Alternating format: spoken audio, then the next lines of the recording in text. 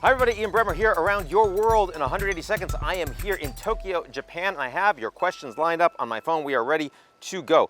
One, why is Biden's handling of the Israel-Hamas war hurting his re-election bid? Well, look, there is virtually no position he can take on Israel and not alienate a significant piece of his own support base in the United States. He is presently stapled to the Netanyahu government and policy, which is really antagonizing more than 50% of committed Democrats, people who say they're going to vote for Biden. On the other hand, strongly pro-Israel Biden, Israel being America's most important ally in the Middle East, is seen as soft on that policy vis-a-vis the Republicans. The only way this is a winning issue for Biden is if it's no longer anywhere close to the headlines when the election hits. Does France have a terrorism problem? Well, sure they do. And they also have a radical Islamic extremist problem. And we've seen most recently that someone who, a French national, but is sworn allegiance with ISIS, knifed and killed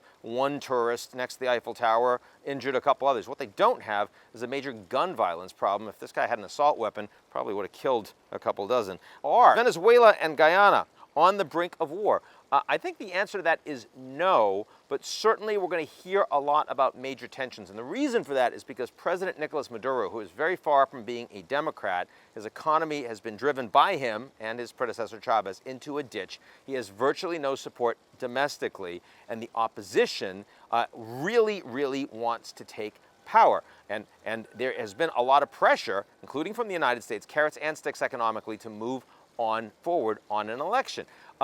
Problem being that Maduro doesn't want to have a free and fair election, and he needs to find a way to rally support.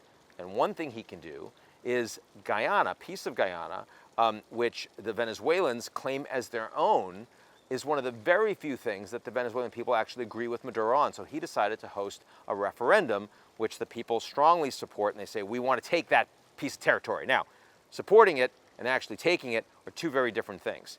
First, because the Americans would strongly oppose. The Brazilians would strongly oppose, and you'd see a lot of sticks as a consequence of that against an economy that can't really afford them.